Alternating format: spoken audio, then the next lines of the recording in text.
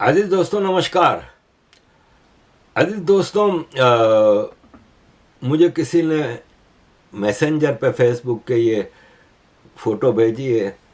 ये 2 अप्रैल 2007 की है, जब मैं मेयर जमशेद टाउन था और मैंने किसी प्रोजेक्ट की ओपनिंग की थी जहाँ पे मेरी तख्ती आज भी लगी हुई है। तो मेरे किए हुए काम आज भी वहाँ पे कायम व दायम हैं। अजीज दोस्तों, एक और ख़बर आपके सामने रखनी थी। ये किसी ने लगाया है कि धुरंधर फिल्म में जो चौधरी असलम था उसका ज़िंदगी का टर्निंग पॉइंट क्या था। जैसे मैंने आपको बताया कि एक मीटिंग हुई थी 90 पे एमक्यूएम के हेड ऑफिस में, जहाँ पे ये चौधरी असलम आया था और उसने माफ़ी तलाफ़ी की थी कि मैं आपके मामले में नहीं पढ़ूंगा, आप मेरे मामले में नहीं पढ़ना। ये एनकाउंटर स्पेशलिस्ट था। और जब 1992 में एमक्यूएम के खिलाफ ऑपरेशन हुआ तो फौज की निगरानी में हो रहा था, लेकिन पुलिस के ज़रिए ज़्यादा एट्रोसिटीज़ कराई गई थी। ख़ास तौर पे बेनज़ीर भुट्टो जब 93 में प्राइम मिनिस्टर बनी थी, उसके बाद तो होम मिनिस्टर स्पेशली आर्मी के रिटायर्ड जनरल नसीरुल्लाह बाबर को बनाया गया था, जिसकी निगरानी में सारे पुलिस वाले एक्टिव थे, जिसमें ये चौधरी असलम जो कि धुरंधर फिल्म में संजय दत्त ने रोल निभाया है उसने भी काफ़ी एक्टिव रोल अदा किया था और एमक्यूएम के लोगों का फेक इनकाउंटर्स में, एक्स्ट्रा जुडिशल मर्डर में एक्टिव रहा था। लेकिन जब हमारा वक्त आया था एमक्यूएम का और हमारी जब सरकार स्ट्रांग हुई मुशर्रफ के दौर में, जब सिंध का होम मिनिस्टर और मेजर मिनिस्ट्री हमारे पास थी, कराची हैदराबाद के मेयर थे, पूरी सेंटर में मिनिस्ट्रियाँ थीं, तो उस वक्त कराची के जो ऑपरेशन में पुलिस वाले एक्टिव रहे थे ना, वो एक एक करके कत्ल होने लगे, उनकी टारगेट क्लीनिंग होने लगी। और ज़्यादातर तो इधर उधर अपना ट्रांसफ़र करवा लिया था, किसी ने बलूचिस्तान, किसी ने केपी, लेकिन बहरहाल इनकी टारगेट किलिंग हो रही थी। तो उस वक्त फिर ये आया था चौधरी असलम 90 पे, और उसमें एक एग्रीमेंट हुआ था कि वो टीटीपी जिहादी जो तंजीमें थीं जो कि पाकिस्तान में बकौल पाकिस्तान आर्मी के टेररिज्म करती थीं, और लियारी गैंग वार के पीपल्स अमेंड कमेटी, रहमान डकैत और उजैर डकैत की, उनका कत्ल करूंगा मैं, एक्स्ट्रा जुडिशल मर्डर करूंगा पुलिस इनकाउंटर में। लेकिन फिर जब एमक्यूएम के खिलाफ एक और ऑपरेशन 2016 में हुआ तो इसने फिर एक्टिव हुआ एमक्यूएम के खिलाफ, और ये इसका टर्निंग पॉइंट था, और फिर ये मार दिया गया। अजीज दोस्तों, मैंने कल आपको वीडियो में बताया था कि एक 15 साल की सिख लड़की को 34 साल के पाकिस्तानी ने अगवा करके अपने अपार्टमेंट में रखा और 6 और लोगों के साथ मिलकर इसका रेप किया, और उस पे सिख कम्युनिटी बहुत गुस्से में थी और 200 से ज़्यादा सिख जमा हो गए उस बिल्डिंग के सामने, प्रोटेस्ट करने लगे, और पुलिस भी आई, सब कुछ हुआ, लेकिन अभी तक इस मसले का कोई ख़ास हल नहीं हो सका। मैं ये वीडियो आप जो देख रहे हैं, इसकी आवाज़ क्वालिटी इतनी अच्छी नहीं, इसलिए मैं आपको पूरी वीडियो अलग से नहीं दिखा रहा, लेकिन ये है कि ये इसमें यही कह रहे हैं कि लड़की के फैमिली वाले भी इधर खड़े हैं और हम लोग यही रिक्वेस्ट कर रहे हैं अथॉरिटीज़ से कि हमारी लड़की को बाजियाब कराया जाए और जो मुजरिम है उसको पकड़ा जाए पेडोफिली में, कि एक अंडर एज लड़की के साथ इन्होंने ये सब काम किया है। अजीज दोस्तों, अभी पाकिस्तान आर्मी के DGISPR चौधरी शरीफ ने कहा था कि अपनी प्रेस कॉन्फ्रेंस में कि इंडिया को हम कहते हैं कि तुम लोगों को जो भी शौक़ है ना हम पे हमला करने का, हमने पहले भी तुम्हें धूल चटाई थी, और अब आओ, ले आओ, तुमने जो करना है, दाएं से आना, बाएं से आना, ऊपर से आना, नीचे से आना, एक बार मज़ा ना करा दिया तो पैसे वापस। तो अजीज दोस्तों, इस पे मुझे एक लतीफ़ा याद आ गया कि एक डाकू था जंगल में, और बहुत ही ख़तरनाक डाकू था। तो एक शिकारी को इलाके के गांव वालों ने हायर किया कि तुम जाके इस डाकू को मार आओ। अच्छा, उस डाकू की खासियत ये थी कि जो भी इसको नज़र आता था ना, उस आदमी उसको रेप कर देता था। वो गे था, तो वो शिकारी गया उधर, शिकारी डाकू को ढूंढ रहा था, डाकू ने शिकारी को पीछे से आके पकड़ लिया और उसका रेप करके उसको भगा दिया कि चल निकल इधर से। अब शिकारी को बड़ी एम्बेरसमेंट हुई, बड़ी शर्म आई कि यार मेरे साथ क्या हो गया। तो 2-3 दिन तैयारी करके फिर वापस वो जंगल में गया, फिर इसको डाकू ने पकड़ लिया और फिर इसका रेप कर दिया। 3-4 बार जब ऐसा हुआ तो वापस जब शिकारी गया ना, तो डाकू ने उसको पकड़ के कहा कि भैया तेरा तो इलाज करना पड़ेगा, इसलिए कि मुझे लगता है कि तुझे मरवाने का बहुत शौक है, इसीलिए तू आता है। तो यही पाकिस्तान का चौधरी शरीफ ने जो कहा हाल है कि पाकिस्तान को भी मरवाने का बहुत शौक है। कि पाकिस्तान आपने 4 दिन का, चलो मैं थोड़ा ज्यादा करता हूँ, इसका जवाब जनरल कियानी ने मुझे आज से 3-4 साल पहले दिया था, जब हमारी बहुत हालात ठीक थे। उसने कहा था, Haider Mehdi, we can not fight a war with India for more than 15 days maximum. War भी नहीं, कहते हैं होल्डिंग, हम सिर्फ होल्ड कर सकते हैं ज्यादा से ज्यादा 15 दिन। कहते हैं बहुत खींच लिया तो 20 दिन। और मैंने डॉक्ट्रिन ऐसा बनाया है कि हम 15 दिन में होल्ड करके फिर हम जाएं, भागें, लोगों के पैर पड़े, अमेरिका के पैर पड़े, रशिया के पैर पड़े, चाइना के पैर पड़े। इन सो मेनी वर्ड्स, उन्होंने ये जबान तो नहीं इस्तेमाल की, वो बड़ी सोफिस्टिकेटेड बात, कि यार हम फिर उनसे कहेंगे जंग बंद करें। लेकिन इंडिया को हम अभी हुआ है सर, जिस तरह अभी हुआ है, है? ट्रंप को नोबेल पीस प्राइज के लिए नॉमिनेट किया ना, फिर बाद में जाके। अब आपने सुना, ये पाकिस्तान आर्मी के 2 रिटायर्ड मेहदी और आदिल राजा बता रहे हैं कि पाकिस्तान इंडिया से 15 दिन भी नहीं लड़ सकता। जंग तो छोड़ें, वो खड़े भी नहीं रह सकते।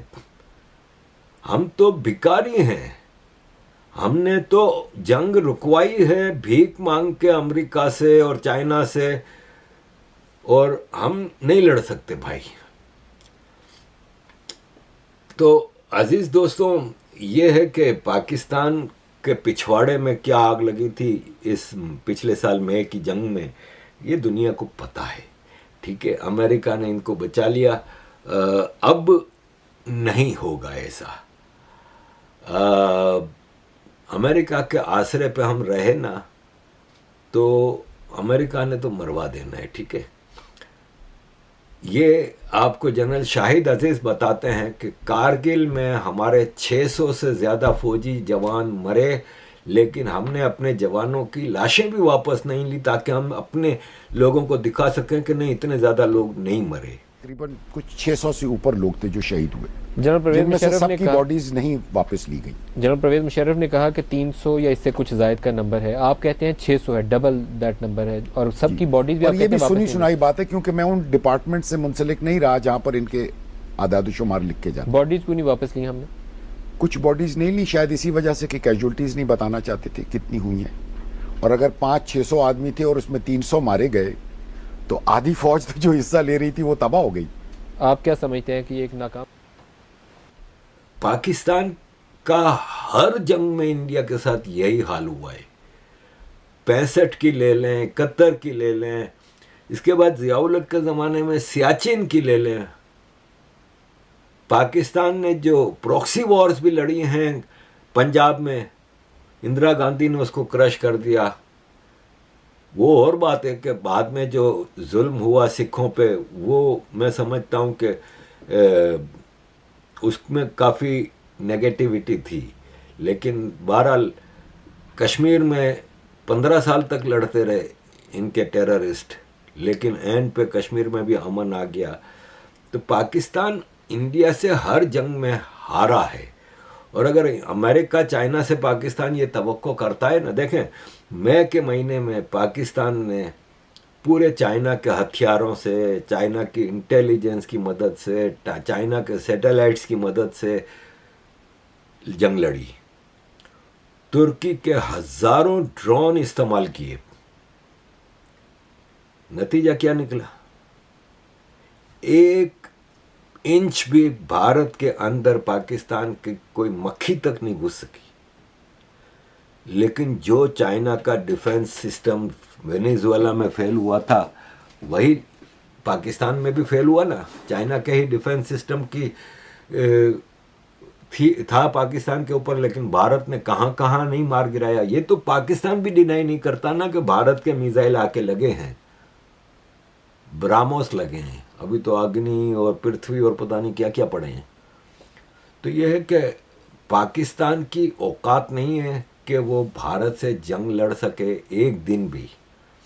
और रहा सवाल अमेरिका का, तो डोनाल्ड ट्रंप पे खुद अमेरिकन भरोसा नहीं करते, उसके अपने अल्लाह भरोसा नहीं करते।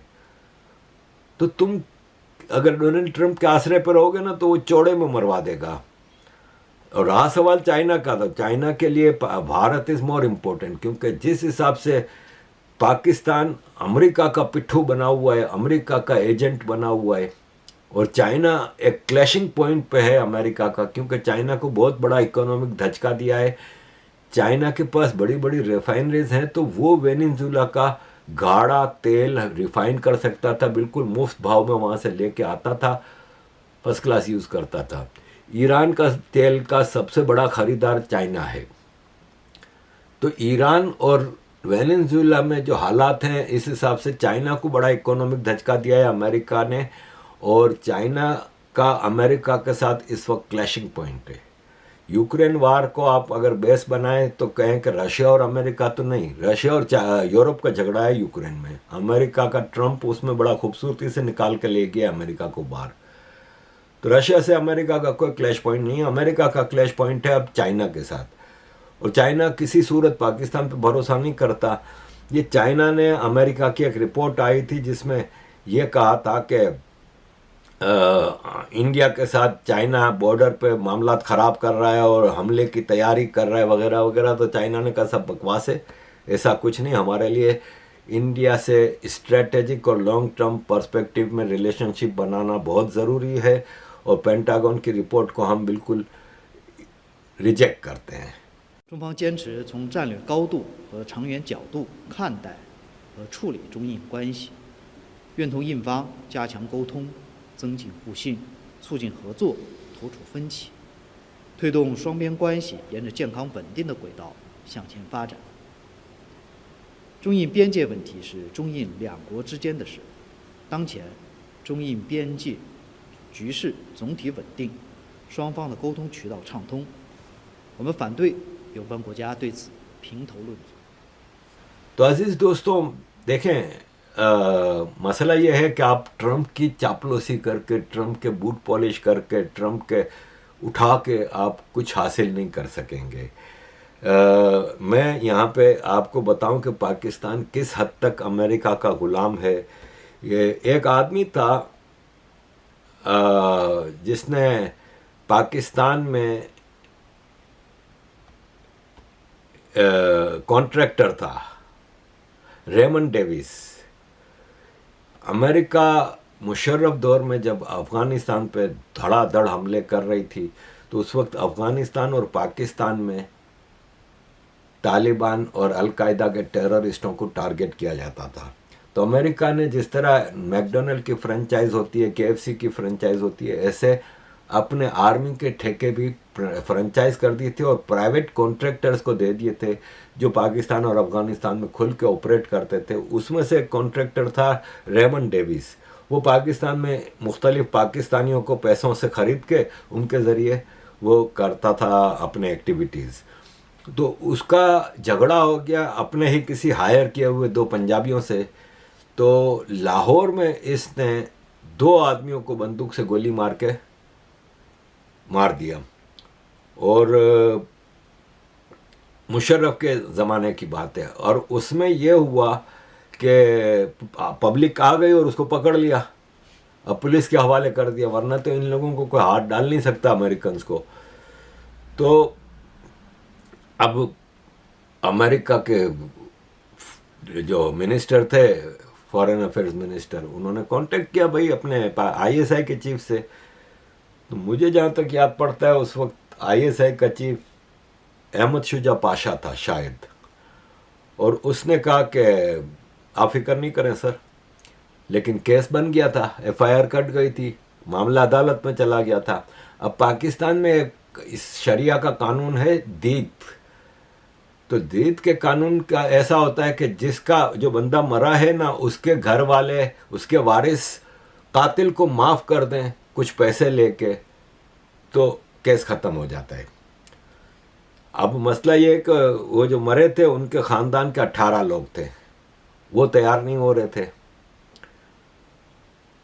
जो वकील था रेमंड डेविस का, उसने बड़ी उनके ऊपर दबाव डाला, बहुत किया, लेकिन जो ख़ास तौर पे एक आदमी जो मरा था, उसके भाई ने कहा कि हम किसी सूरत में भी तैयार नहीं होंगे।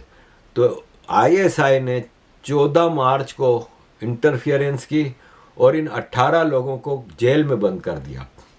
ये सब रेमंड डेविस जो कि कातिल था, उसने बाद में किताब लिखी द कॉन्ट्रैक्टर, इसमें इसने ये सारा धड़ल्ले से बताया है। तो उसने कहा कि इन 18 लोगों को गिरफ्तार कर लिया और 16 मार्च को जब फैसला होना था इस केस का, उससे एक रात कबल इन 18 लोगों को कोट लखपत जेल में डाला गया और उनको कहा कि ये जो हम पैसे दे रहे हैं ना, ये कबूल करके डेथ एक्सेप्ट कर लो, वरना तुम लोगों को सबको मार दिया जाएगा। और गन पॉइंट पे रखा और सख्ती से मना थी कि आप प्रेस से बात नहीं करेंगे। 16 मार्च को जब अदालत के सामने गए तो उसमें औरतें जो थी ना 18 लोगों में, वो रो रही थीं और बहुत मुश्किल से उन्होंने, वकील जो था रेमंड डेविस का इरशाद, उसने जो डॉक्यूमेंट थी उस पर चुपचाप इन्होंने साइन कर लिए और बगैर पैसे लिए उन्होंने फिर माफ़ कर दिया। ये रेमंड डेविस लिखता है। और इस किताब में आगे इसने ये भी लिखा है कि अमेरिका का फॉरेन मिनिस्टर अदालत में 16 मार्च को जब ये एक्टिविटी हो रही थी, तो अहमद शुजा पाशा आईएसआई का जो डीजी था, अहमद शुजा पाशा ही था शायद, वो अदालत में बैठा था और वो एसएमएस पे अमेरिका के फॉरेन मिनिस्टर को बार बार मैसेज कर रहा था कि sir don't worry, everything is control. Minute minute की रिपोर्ट आईएसआई अमेरिका को दे रही थी। इस हद तक गुलामी में धंसे हुए हैं। अजीज दोस्तों, अभी मैंने आपको जो ऑपरेशन सिंदूर और भारत की जो पाकिस्तान से जंग हुई उसके हवाले से जो डिटेल बताई है, उसके बारे में आपको मेजर गौरव आर्या जी कुछ बताएंगे। मैं चाणक्य उनका जो फोरम है उसके मेहरबानी से उनको उपकार वो करता हूं और आपके सामने वो उनकी एक 5 मिनट की वीडियो रख रहा हूं जिसमें वो डिटेल बताएंगे कि ऑपरेशन सिंदूर के दौरान पाकिस्तान ने किस हद तक अमेरिका में लॉबिंग की और हाथ पांव जोड़े और क्या कुछ हुआ। अजीज दोस्तों, thank you very much for all your support. Kindly keep supporting. American government के कुछ कागज मीडिया के हाथ लगे हैं दोस्तों, और इतने वो उसमें अजीब सी फाइंडिंग्स हैं कि यू विल बी शॉक्ड। ये पता नहीं था। आपको एक बात पता है, ऑपरेशन सिंदूर 4 दिन चला और उन 4 दिनों में 60 से ज्यादा मीटिंग्स करी हैं पाकिस्तानियों ने अमेरिका में जाके। यहां पे भारत की मिसाइलें, ब्रह्मोस, स्कैल्प, हैमर, इन्होंने पाकिस्तान में तहलका मचा रखा था। वहां पे पाकिस्तानी दौड़े दौड़े फाइल पकड़ के भाग रहे हैं। रोको रोको, समहाउ स्टॉप। बात यह चल रही है कि किसी भी तरीके से भारत को बोलो ये लड़ाई बंद करे, किसी भी तरीके से। ये देखिए साहब, यहां पे records filed under the US foreign agents registration act फारा show पाकिस्तान's ambassador to US Rizwan Saeed Sheikh and defense staff repeatedly contacted around 60 officials and intermediaries. Outreach was conducted through emails, phone calls, and in-person meetings. The stated objective of the campaign was to somehow stop India's military operation. आज की तारीख में जो पाकिस्तान कह रहा है कि भाई अरे जीत गए, झूठे लोग हैं ना, उनकी पूरी फौज झूठी है, चोर हैं, चोटे। अब पता लग रहा है कि नहीं साहब, इन्होंने 60 से ज्यादा अमेरिकन के पैर पकड़े जाके। इन्होंने किसी तरीके से भीख मांगी, पैसे दिए, बोला कि यार कुछ तो करो, कुछ तो करो, आपको कुछ करना पड़ेगा। और वो कुछ क्या था? जब भारत ने नूर खान बेस के ऊपर मारी मिसाइल, तो वहां पे अमेरिकन एसेट्स थे और वहां पे पाकिस्तान के न्यूक्लियर एसेट्स भी थे। तो पाकिस्तान ने फिर इस चीज को बनाया बहुत बड़ा कि यार ये तो न्यूक्लियर पे मार दिया, अब तो सब बर्बाद हो जाएगा, लाखों करोड़ों लोग मर जाएंगे। तभी ट्रंप बार बार कहता है ना कि अगर मैं बीच में नहीं आता तो लाखों करोड़ों मर जाते। ये वही लाखों करोड़ों हैं नूर खान वाले। इतने पाकिस्तान का गला सूख गया दोस्तों, इतना पाकिस्तान का गला सूख गया कि ये जा रहे हैं अमेरिका में, और वर्ड्स क्या है कि समहाउ स्टॉप, किसी तरीके से भारत को रोको, कुछ हो जाए, आप बताओ हम क्या कर सकते हैं। मैं आपको एक और बात बता रहा हूं दोस्तों, उधर ही पाकिस्तान ने डील करी कि अगर आप भारत से हमारी जान बचा लेते हैं, अगर किसी तरीके से आप भारत से हमारी जान बचा लेते हैं, तो एक बात तय है, हम चाइना का दामन छोड़ देंगे और आपके पैरों में गिर जाएंगे, फिर हम आपके गुलाम हुए, चाइनीज की गुलामी बंद कर देंगे। फिर उसके बाद आया कि ये हम आपको बेस दे देंगे यहां पे और ये कर देंगे फलाना ढिमका, ये सारी की सारी चीजें हुई दोस्तों ये ऑपरेशन सिंदूर के दौरान और उसके बाद हुई। अब मैं एक बात और करना चाहता हूं जो इंडियन पॉलिसी मेकर्स जानते ही होंगे, कोई बात नहीं, लेकिन just for the public record में एक बात करना चाहता हूं। पैसा खर्च करना पड़ता है, देखो यार, मुफ्त में कुछ नहीं होता, पैसा खर्च करना पड़ता है। अगर आप यूएस में लॉबिंग कर रहे हैं, अब ये देखिए, ये कह रहा है कि पाकिस्तान खर्च कर रहा है $6 लाख एक महीने में, $6 लाख एक महीने में यूएस में लॉबिंग। $6 लाख कुछ भी नहीं होता यार। कितना है $6 lakh? How much is it actually? ये तो कुछ भी, ये तो पैसा ही नहीं है, तो रेजगारी है, चिल्लर है। आप खर्च करिए ना $10 million every month. You just have to outspend Pakistan. American तो लॉबिंग तो अमेरिका में एक लीगल एक्टिविटी है। आप $10 मिलियन खर्च करिए और $10 मिलियन के लिए आप every month you put in $10 million. यार आपके पैसे की कमी है। वहां पे कांग्रेसमैन है, सेनेटर्स हैं, सबको बोल दीजिए कि आपका बांधा हुआ है यार, आपका बांधा हुआ हमने। आपको पर मंथ $25,000 मिलेंगे, $25,000 आपके अकाउंट में आ जाएंगे, लीगली आ रहे हैं, लीगली आ रहे हैं $25,000। आप खरीद लीजिए पूरी उनकी फौज, आप उनके मीडिया में ऐड दीजिए अपने पूरे जो भी है, मतलब कि वेलकम टू इंडिया, ये सब ऐड मिलने चाहिए उनके मीडिया को। आप ये सब करेंगे एक लेवल पे, अमेरिका में आप मूड बनाइए। और दूसरी चीज, जब आप पाकिस्तान से लड़ें, make sure that the war goes on for 15 days. इनकी औकात नहीं है 4 दिन के बाद लड़ने की, इनके पास तेल नहीं है, इनके पास एम्युनिशन नहीं है, ये फूंक जाएंगे। ये क्यों मारामारी कर रहे थे, क्यों भाग रहे थे ये? और ये स्टेट डिपार्टमेंट के, यूएस स्टेट डिपार्टमेंट के डॉक्यूमेंट्स हैं, ये कोई इंडियन फॉरेन मिनिस्ट्री के डॉक्यूमेंट्स नहीं है, यूएस स्टेट डिपार्टमेंट। वो कह रहे हैं कि भागे भागे डेस्परेट होकर आए, एनी हाउ स्टॉप, किसी भी तरीके से लड़ाई बंद करो। क्यों? क्योंकि पाकिस्तानियों को अपनी औकात पता है, उनको पता है कि 4 दिन के बाद ये हाफ जाएंगे, 4 दिन के बाद ये हाफ जाएंगे, 4 दिन के बाद इनकी जबान जो है जमीन पर गिर जाएगी। ना इनके पास पैसा है, ना इनके पास तेल है, ना इनके पास कैपेसिटी है। तो पहली चीज, अमेरिका को सेट करके रखो, मोटे पैसे खर्च करो, इनके मुंह पे मारो यार, जितने इनके सेनेटर्स हैं, कांग्रेसमैन हैं, मुंह पे मारो इनके पैसे, थ्रो मनी।